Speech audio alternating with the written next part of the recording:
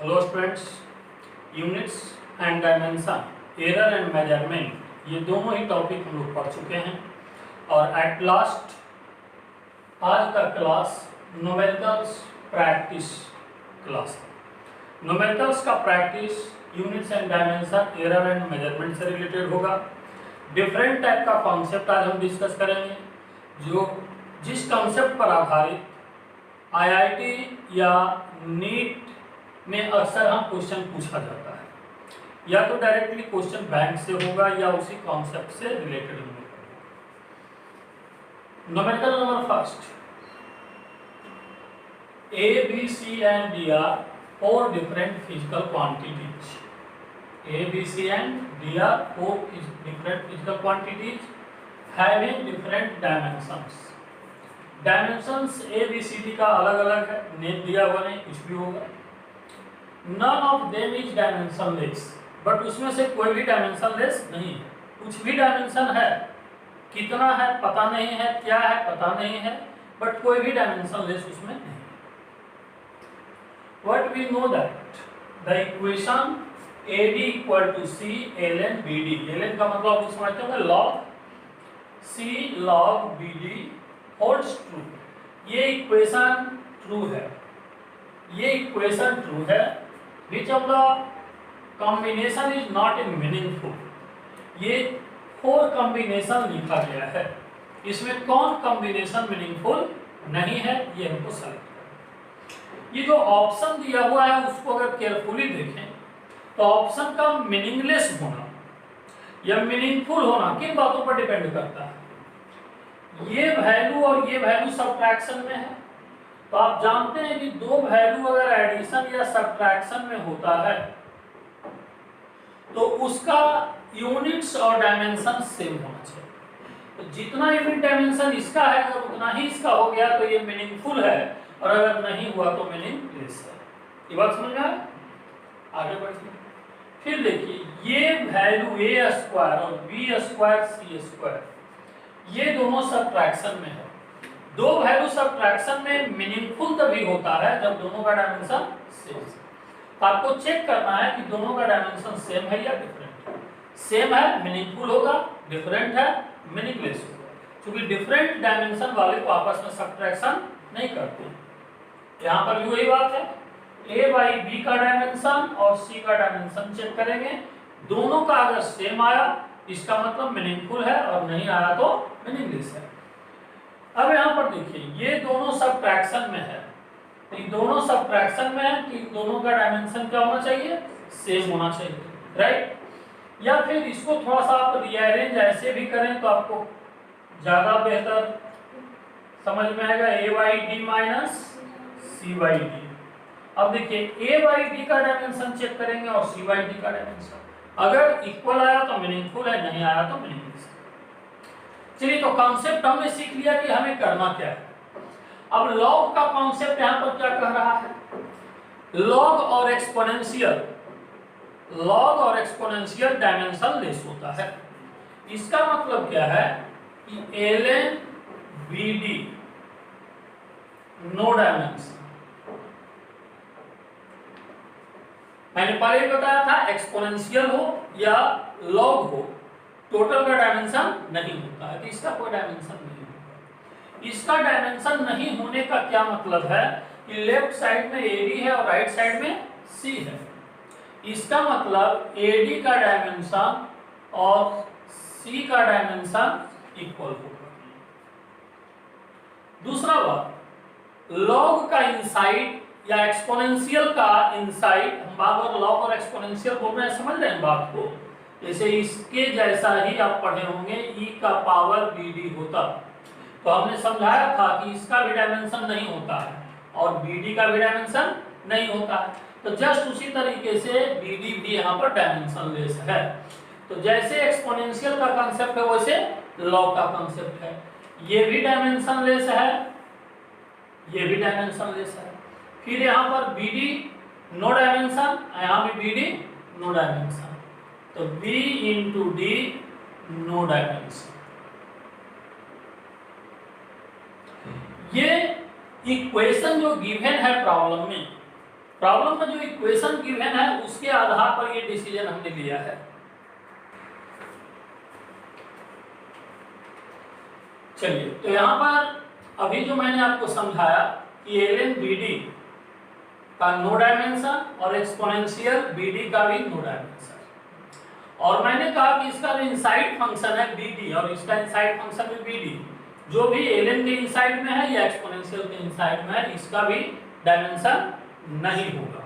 तो देखिए बीडी का डायमेंशन नहीं होगा, और हमने आपको समझाया कि जब एलएन बीडी का डायमेंशन नहीं है, ये equation AD equal to C LN BD है। तो AD equal to C LN BD है, तो एलएन बीडी का डायमेंशन नहीं है, तो AD और सी का डायमेंशन सेम है। अब इसके आधार पर आप डिसाइड कीजिए ऑप्शन नंबर ए सही है या गलत है। ऑप्शन नंबर ए आप देखेंगे तो सी बाई बी डी लिखा है, तो C by B D, B D का नो डायमेंशन, तो दिस इज इक्वल टू सी।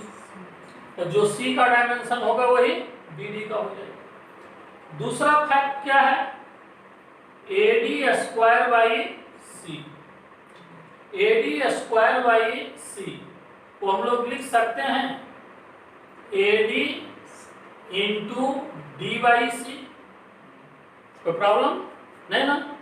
अब देखिए AD किसके इक्वल है, सी के इक्वल, या कहिए सी है AD के इक्वल, दोनों बात एक ही है।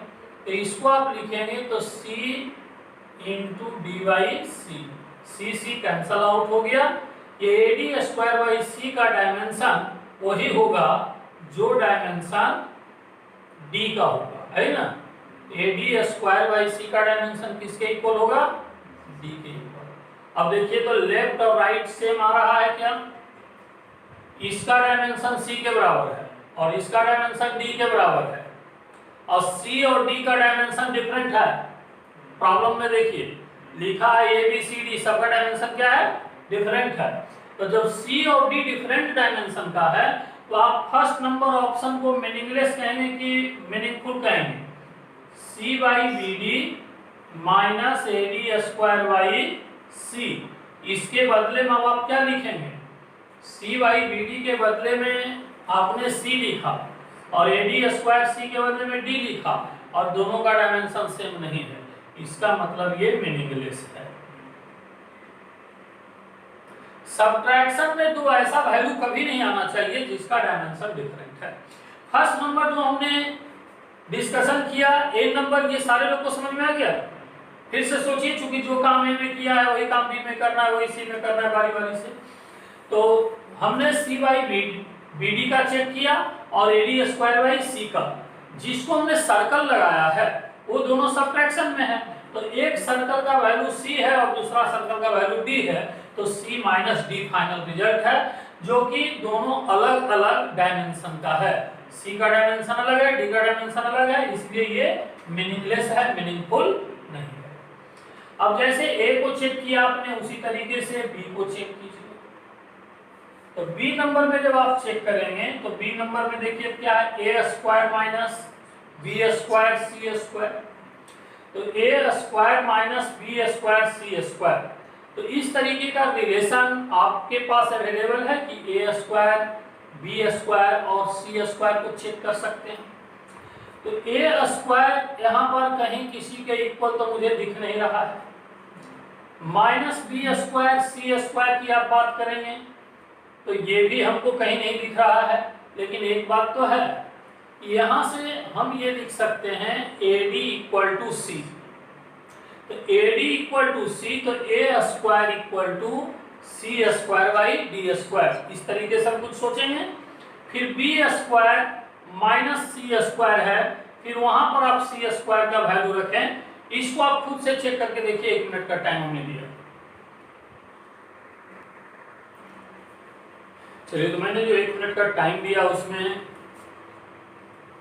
आप लोग B नंबर सोच चुके होंगे। B नंबर में A square minus B square C square है, A square minus B square, C square के बदले A स्क्वायर D स्क्वायर। अब यहां से A स्क्वायर कॉमन कर लीजिए, तो 1 minus B square D square. ये बी और डी आप देखिए तो बी और डी नो डायमेंशन, 1 का भी नो डायमेंशन, इसका भी नो डायमेंशन, तो यहाँ भी है नो डायमेंशन और यहाँ भी है नो डायमेंशन। तो दो वैल्यू जिसको आपस में सब्ट्रैक्ट करते हैं उसका डायमेंशन सेम होना चाहिए, तो इन दोनों का डायमेंशन भी क्या है, सेम है। इसका मतलब बी नंबर मीनिंगफुल है। क्वेश्चन में पढ़ करके आप देखिए, आपको मीनिंगलेस सेलेक्ट करना था कि meaningful? Meaningless, not meaningful. Not meaningful मतलब मीनिंगलेस सिलेक्शन करना था ना, तो ये हमारा करेक्ट है, ए नंबर करेक्ट है और बी नंबर हमारा रॉन्ग है। ये हम आंसर नहीं करेंगे, हमको आंसर मीनिंगफुल नहीं करना है, हमको आंसर मीनिंगलेस करना है। अब आपके दिमाग में ये आ रहा होगा कि जब ये था ही तो फिर इसको चेक करने की क्या जरूरत है, क्योंकि एक ही ऑप्शन करेक्ट के हिसाब से जब चले। हाँ, अगर एक ही ऑप्शन करेक्ट वाला क्वेश्चन होगा तो 1 के बाद ए के बाद बी सी डी चेक करने का हमको जरूरत नहीं है। बट यहाँ पर हमने कुछ लिखा नहीं है, हमारा क्लास डिस्कशन है, ये नीट का पैटर्न नहीं है कि ओनली 1 चॉइस ही करेक्ट होगा, क्योंकि मैंने कहा ये मेडिकल और आईटी दोनों में से किसी पर बेस्ड क्वेश्चन का डिस्कशन हम कर रहे हैं, तो एक से अधिक करेक्ट होने के सिचुएशन में हमको और भी चेक करना पड़ेगा। तो हमने बी चेक किया, ये आंसर में नहीं शामिल करेंगे क्योंकि ये मीनिंगफुल आ गया।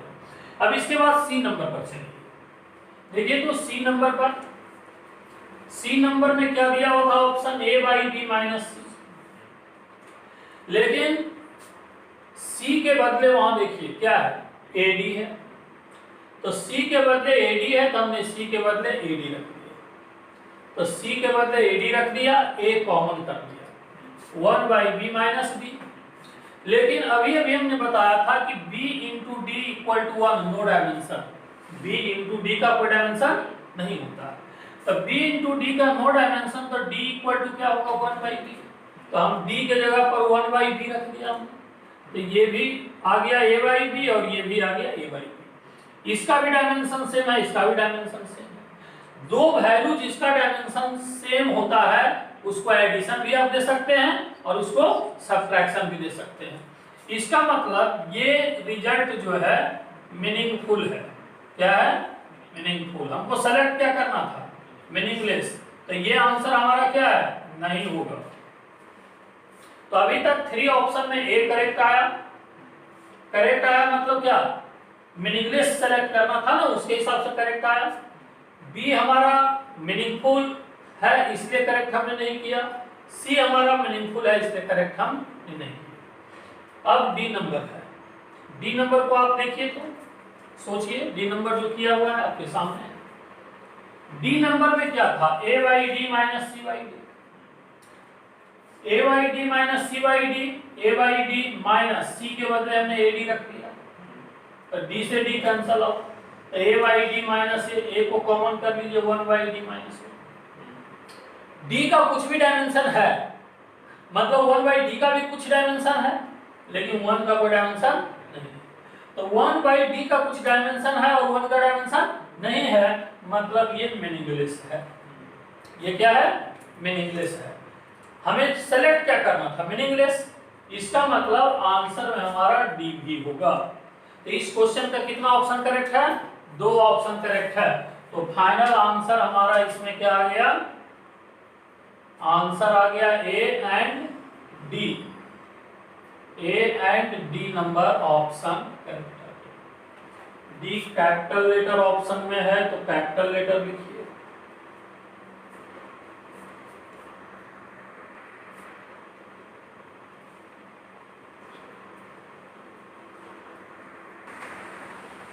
एग्जाम्पल नंबर 2, एग्जाम्पल नंबर 1 और एग्जाम्पल नंबर 2 सेम कॉन्सेप्ट पर बेस्ड क्वेश्चन है। एग्जाम्पल नंबर 1 को अगर आपने समझा है तो 2 को आप आराम से कर लेंगे। इसमें equation a equal to B log x upon Y दिया हुआ है, लिखा है a और x का डायमेंशन सेम नहीं है। Which of the following operations are dimensionally correct? इसमें से कौन सा ऑपरेशंस डायमेंशनली करेक्ट है? सबसे पहली बात, ऑपरेशन कौन करेक्ट है कौन रॉन्ग है उसको सेलेक्ट करने से पहले उसका मीनिंग क्या है। हमने कहा था ये पूरा लॉग का कोई डायमेंशन नहीं होता। अगर पूरा लॉग का कोई डायमेंशन नहीं है, इसका मतलब ये कि a और b इक्वल होगा, a और b इक्वल होगा, a का डायमेंशन इक्वल टू b का डायमेंशन। मैंने कहा था कि लॉग का जो इनसाइड फंक्शन है वह भी डायमेंशनलेस होगा। इसका मतलब x upon y no dimension. ये कब पॉसिबल है? जब x और y का डायमेंशन सेम होगा। तो x और y का डायमेंशन सेम है, a और b का डायमेंशन सेम है। प्रॉब्लम में लिखा है कि a और x का डायमेंशन सेम नहीं है। प्रॉब्लम में लिखा है a और x का डायमेंशन सेम नहीं है। इसका मतलब क्या है कि b और y का भी डायमेंशन सेम नहीं होगा। अब देख लीजिए फिर से, a b के इक्वल है डायमेंशन में और x y के इक्वल है। तो जब a x के इक्वल नहीं होगा तो निश्चित रूप से b भी y के इक्वल नहीं होगा। तो a is not equal to x, then dimension of b is not equal to dimension of y। ये डिसीजन हमने कहां से लिया है? जो गिवन इक्वेशन है उससे लिया है। अब आगे सोचिए बारी से प्रत्येक option. First number option x plus Y है, तो ये x और y का डायमेंशन सेम है, तो ये एडिशन करेक्ट है। a माइनस बी, a और b का भी डायमेंशन सेम है, तो ये सब्ट्रैक्शन भी करेक्ट है। मतलब ऑप्शन 1 हमारा करेक्ट है। अब आगे सेकेंड, थर्ड, फोर्थ को चेक करके देखेंगे। x प्लस a, क्योंकि x और a का डायमेंशन डिफरेंट है इसलिए ये गलत है, ये गलत है तो ये भी गलत ही होगा। x into Y equal to a into b। अब देखिए x into Y equal to a into b, अगर इसको आप चेक करेंगे थर्ड नंबर को,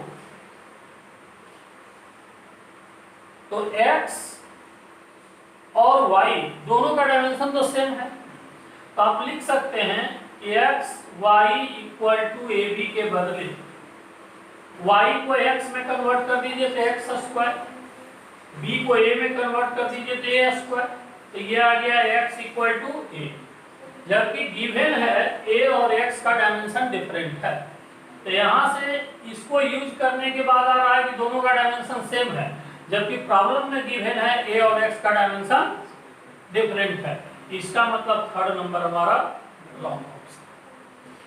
फोर्थ नंबर देखें तो x अपॉन y, तो x और y का डायमेंशन क्या है? सेम है, तो x और y का डायमेंशन सेम है, ये 1 हो जाएगा और a y भी क्या होगा? 1 होगा। तो लेफ्ट साइड भी 1 और y a upon y right side भी 1, मतलब इसका भी नो डायमेंशन और इसका भी नो डायमेंशन। इसका मतलब ये ऑपरेशन करेक्ट है, तो चौथा नंबर करेक्ट है। तो आंसर इसमें कौन मिला? First and fourth. चलिए इत्तेफाक है कि दोनों न्यूमेरिकल जो आपको मिला है दोनों का आंसर फर्स्ट एंड लास्ट है, राइट। एग्जाम्पल नंबर 2 के बाद example number 3। The force F equal to alpha into beta exponential EXP का मतलब एक्सपोनेंशियल। एक्सपोनेंशियल के लिए सिंपली E भी लिखते हैं।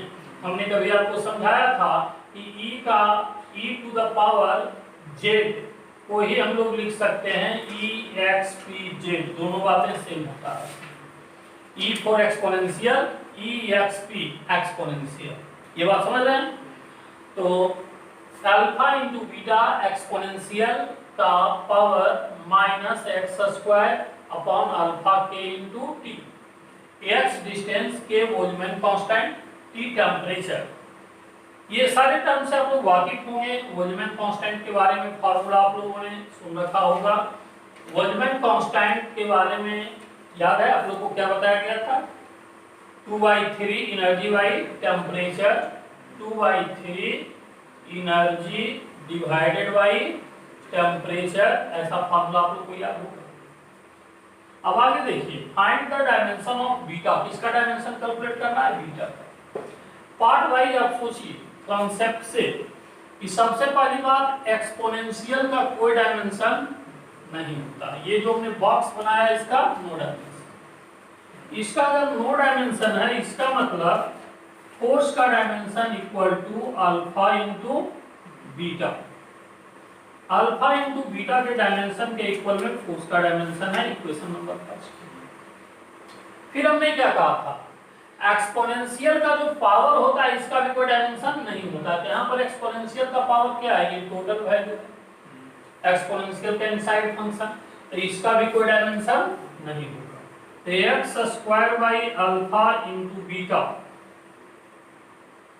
इंटू क्या लिखा है, एक्स स्क्वायर अपॉन अल्फा के इंटू टी, नो डायमेंशन। तो नो डायमेंशन मतलब 1 लिख देते हैं, 1 का भी कोई डायमेंशन नहीं होता। आप x का डायमेंशन जानते हो, k का डायमेंशन जानते हो, t का डायमेंशन जानते हो, यहाँ से अल्फा का डायमेंशन कैलकुलेट कर लो।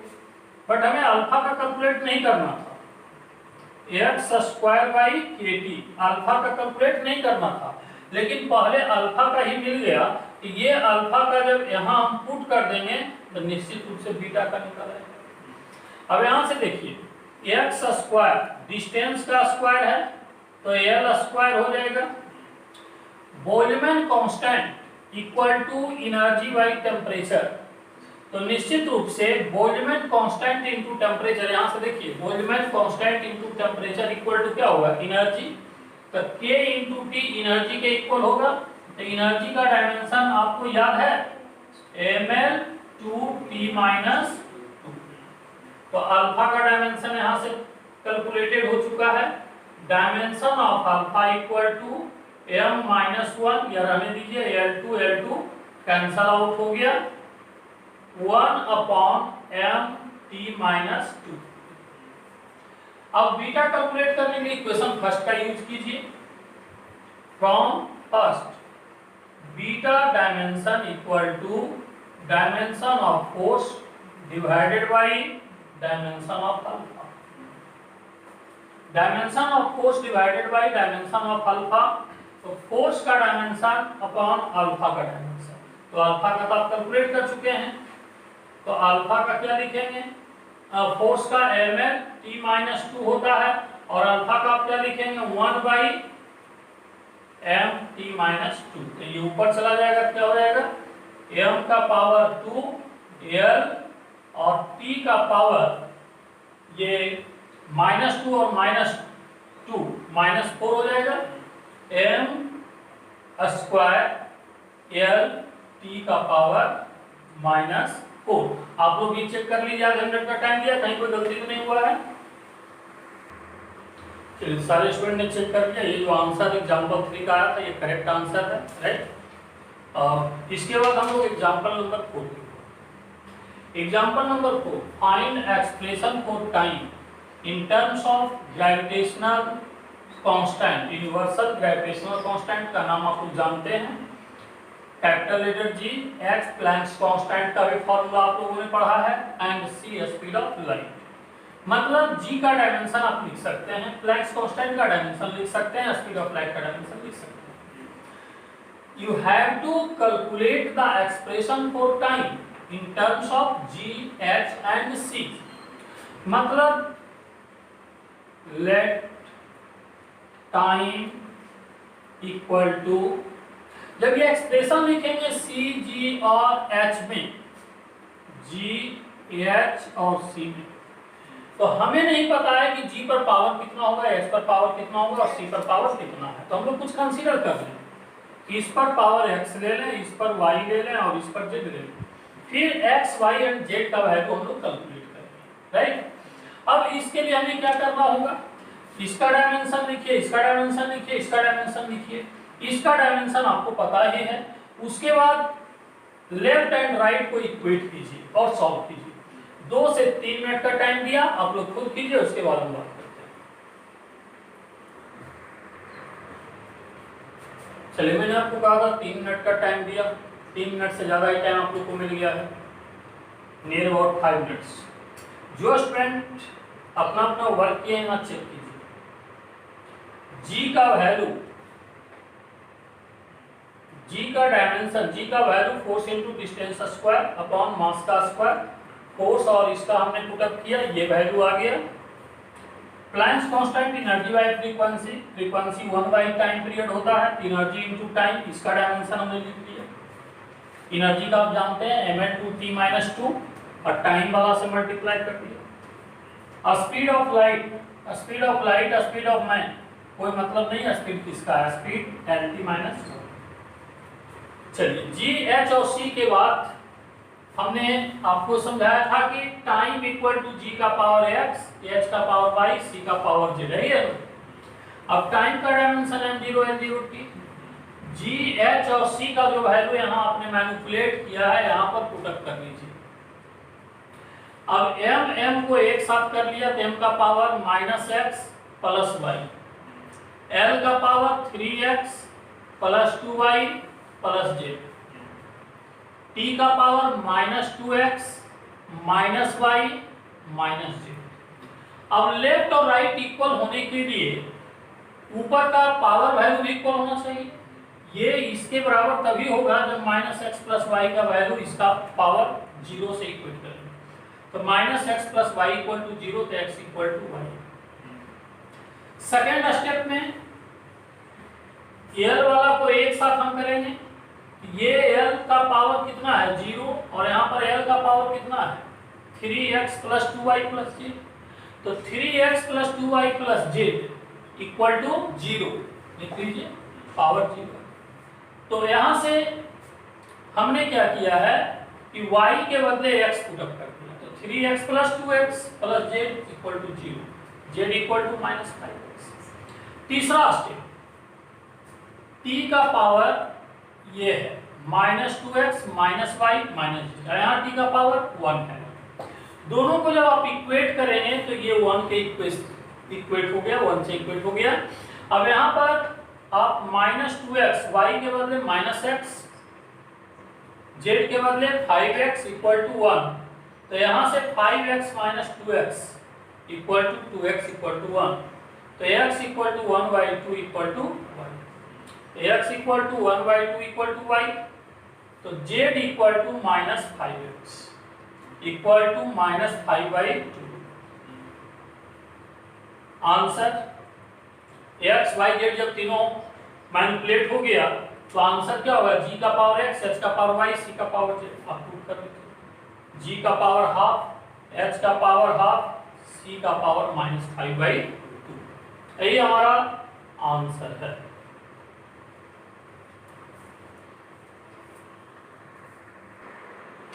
Example number 5. In an experiment, 4 quantities A, B, C and D are measured with percentage error 1। मतलब A के मेजरमेंट में परसेंटेज एरर 1 होता है, B में 2% है, C में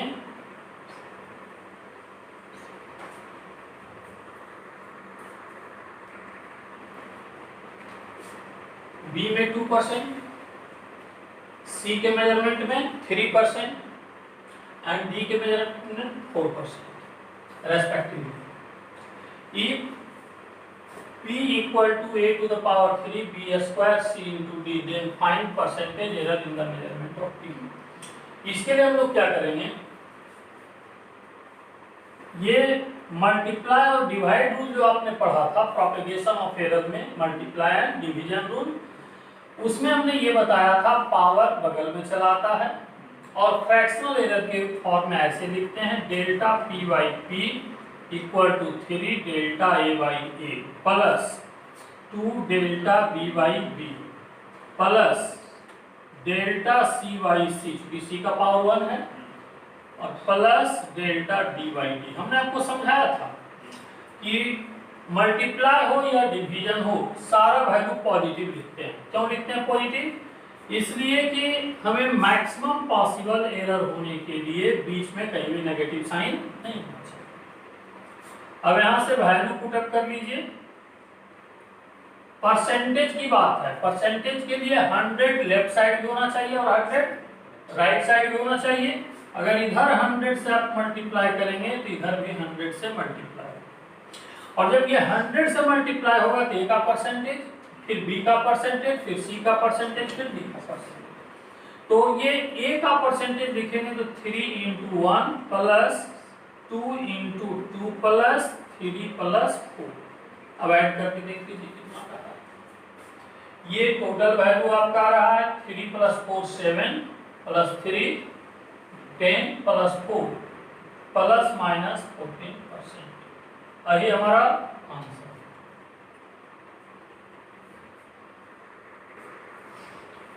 example number 6, time period of simple pendulum t equal to 2 by square root L by G.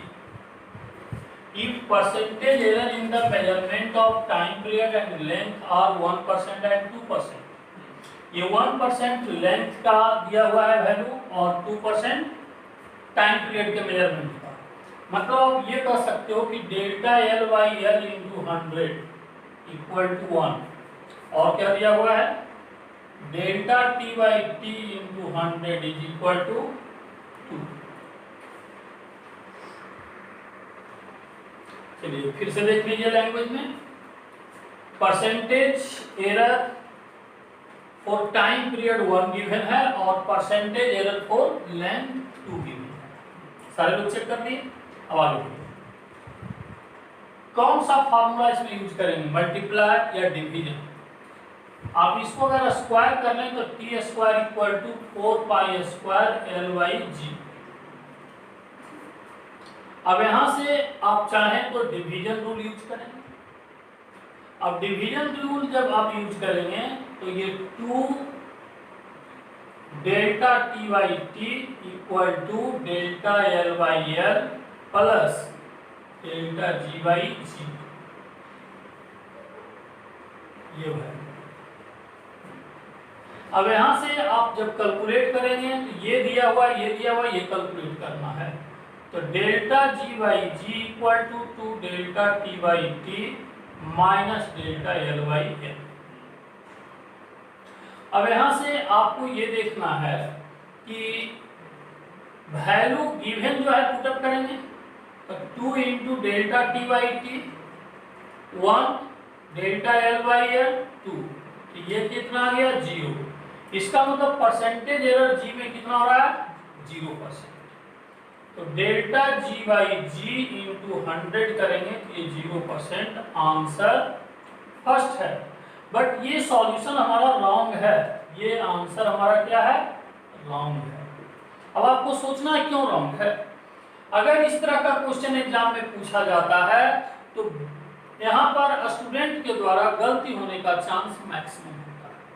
यहाँ पर गलती होने का चांस क्यों बना, आप तो ये कहोगे कि मैंने जो डिवीजन रूल लिखा वो सही लिखा, बिल्कुल सही।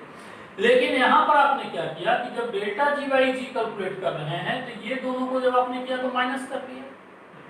तो यहाँ जब दो के बीच में माइनस रखते हैं तो मैक्सिमम पॉसिबल एरर नहीं मिलता है।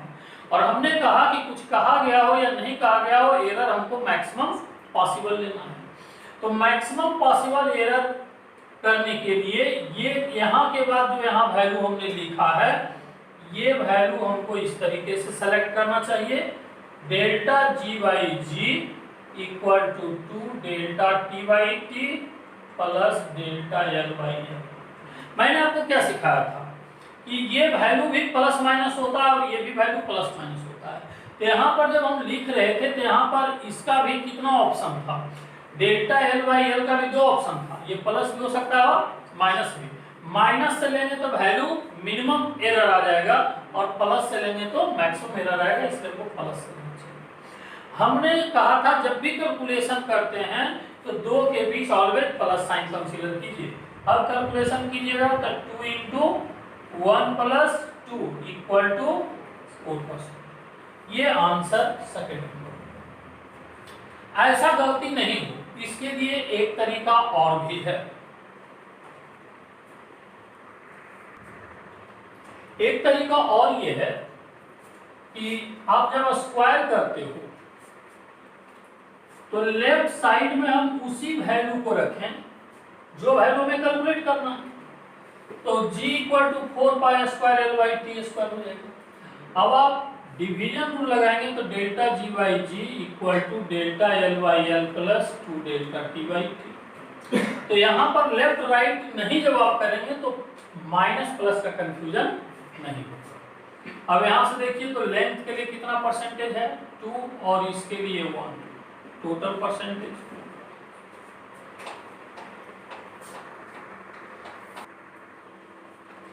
Seven number, registers of resistance value R1 3 plus minus 0.03 ohm, मतलब R1 का वैल्यू 3 ओम और delta R1 equal to plus minus 0.03 ohm, ये सब समझ रहे होंगे। R2 का वैल्यू कितना है 6 और डेल्टा R2 का वैल्यू प्लस माइनस 0.06। जब दोनों को पैरेलल में कनेक्ट करेंगे तो पैरेलल ग्रुपिंग के लिए equivalent resistance R1 R2 divided by R1 plus R2 होता है। तो वैल्यू आप पुटअप कीजिए 3 into 6 divided by 3 plus 6 18 divided by 9 equal to 2। But ये इक्विवेलेंट रेजिस्टेंस हमने निकाला है, हमें equivalent resistance with error limit निकालना है, मतलब इक्विवेलेंट रेजिस्टेंस में एरर का वैल्यू कितना है। अब आप ये सोच रहे होंगे कि इसमें अगर percentage error propagation of error का फार्मूला लगाएंगे तो कौन सा फार्मूला लगेगा, ये आपको दिख रहा है मल्टीप्लाई में, यहाँ मल्टीप्लाई रूल लगेगा, लेकिन डिवाइड में एग्जैक्टली R1 नहीं है R2 नहीं है, R1 प्लस R2। तो यहाँ पर मल्टीप्लाई और डिवाइड रूल एग्जैक्टली आप नहीं लगा सकते हैं, इसलिए कि इसमें बीच में एडिशन भी आ चुका है। तो इस तरह के प्रॉब्लम को सॉल्व करने के लिए आप पहले ऐसे सोचिए कि ये आया कहां से है, 1 by R equal to 1 by R1 plus 1 by R2, 1 by R equal to 1 by R1 plus 1 by R2। अब इसको दोनों साइड डिफरेंशिएट कर दीजिए आप। डिफरेंशिएशन करने के बाद 1 बाई R का differentiation delta R by R square with minus sign, ये क्या हो जाएगा minus delta R1 by R1 square with minus sign minus delta R2 by R2 square. मतलब ये कि delta R by R equal to R delta R1 by R1 square plus delta R2 by R2 square. हमें R का value तो पता है, हमें delta R का वैल्यू चाहिए था, तो इसको कंप्लीट ये साइड ले दीजिए, तो delta R equal to R square, delta R equal to R square delta R1 by R1 square plus delta R2 by R2। अब देखिए सारा वैल्यू आपको पता है, ये भी मालूम है, ये भी मालूम है, ये भी मालूम है, ये भी मालूम है, ये भी मालूम है। आप इसको पुट कीजिए, डेल्टा R का वैल्यू कैलकुलेट कीजिए। चलिए 1 मिनट का टाइम दिया आपको, कैलकुलेट करके देखिए क्या आ रहा है।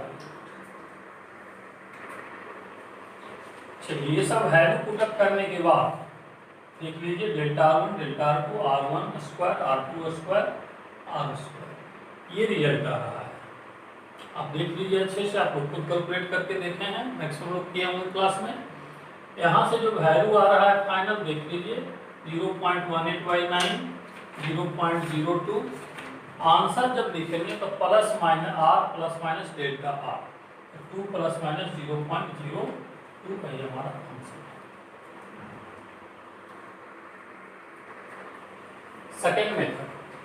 सेकेंड मेथड जो कुछ बुक में सॉल्व किया जाता है, इस मेथड को हम कभी अडॉप्ट नहीं करते हैं, बट आपको ये जानना जरूरी इसलिए है कि अभी जो फर्स्ट मेथड हमने बताया है, मोस्ट ऑफ द बुक में और मोस्ट ऑफ द टीचर के द्वारा फर्स्ट मेथड ही फॉलो किया, बट कुछ बुक में इस मेथड को भी फॉलो किया जाता है। आप देखिए ये मेथड क्या है, जब R equal to R1 R2 upon R1 plus R2 लिखते हैं, तो ये R1 R2 को पुट किया तो 2 आ गया, बाकी डेल्टा R1 डेल्टा R2 जैसे लिखे थे फर्स्ट मेथड वही सब।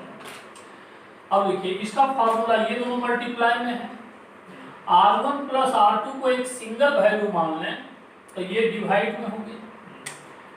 हम पहले मेथड में क्या सोचे थे कि इसको सिंगल वैल्यू हम कंसीडर नहीं करेंगे, जिसके वजह से हमने कहा था मल्टीप्लाई डिवाइड एडिशन तीनों मिक्सअप है, फॉर्मूला हम लोग मल्टीप्लाई के लिए जानते हैं, डिवाइड के लिए जानते हैं। मल्टीप्लाई और एडिशन मिक्सअप को इसका हम लोग नहीं पढ़े हैं। लेकिन अगर इसको एक यूनिट मान लें तो ये मल्टीप्लाई हो गया और ये इसके डिवाइड में हो गया, तो ये delta R1 by R1 delta R2 by R2। और इसको एक सिंगल यूनिट मान लेंगे तो delta R1 plus R2 R1 plus R2। Bracket break करेंगे तो delta R1 plus delta R2 R1 plus R2। अब देखिए सारा वैल्यू आपको मालूम है, यहाँ पर पुटअप कीजिए, देखिए सारा वैल्यू पुटअप कीजिए, इसके बाद फाइनल कैलकुलेट कीजिए, कितना आ रहा है 0.06। आंसर क्या होगा R plus minus delta R2 plus minus 0.06। ये दोनों ही मेथड से जब आपने सॉल्यूशन किया है तो फर्स्ट मेथड का आंसर और सेकंड मेथड का आंसर चेक कीजिए, सेम नहीं आ रहा। ये एरर वैल्यू उसमें 0.02 था ना, इसमें क्या है 0.06। ये दोनों मेथड से जब सॉल्व करेंगे तो आंसर डिफरेंट आएगा। और देखिए एग्जाम में कितनी बड़ी परेशानी है, सेम क्वेश्चन अगर एग्जाम में पूछे और इससे भी ऑप्शन दे दे और उससे भी ऑप्शन दे दे, आप किससे करें? अगर सेकेंड मेथड की बात करें तो मेरे नजर में second method is the wrong method. ये रॉन्ग मेथड है, लेकिन आप कहेंगे भाई ये रॉन्ग मेथड है, आपने बताया इसलिए कि बहुत सारे स्टैंडर्ड बुक, रेप्यूटेड बुक में भी ये सॉल्यूशन किया हुआ है, तो आपको जानना चाहिए कि ये रॉन्ग मेथड है। अब आप कहेंगे कि जब बुक में ही किया हुआ है तो हम कैसे माने कि फर्स्ट मेथड ही सही और सेकेंड ही गलत है? जब भी किसी तरह का कंफ्यूजन हो तो NCERT is the correct book. हमारा सीबीएसई बोर्ड का जो सिलेबस है, सीबीएसई बोर्ड के अकॉर्डिंग जो हम कंसीडर करते हैं, कहीं भी गलत और सही में फर्क करना है तो देखिए कौन सा मेथड, कौन सा कॉन्सेप्ट एनसीईआरटी ने फॉलो किया है। अगर एनसीईआरटी की बातें कहीं गलत भी है तो उसको सही ही हम कंसीडर करेंगे। मेरी बात समझिए।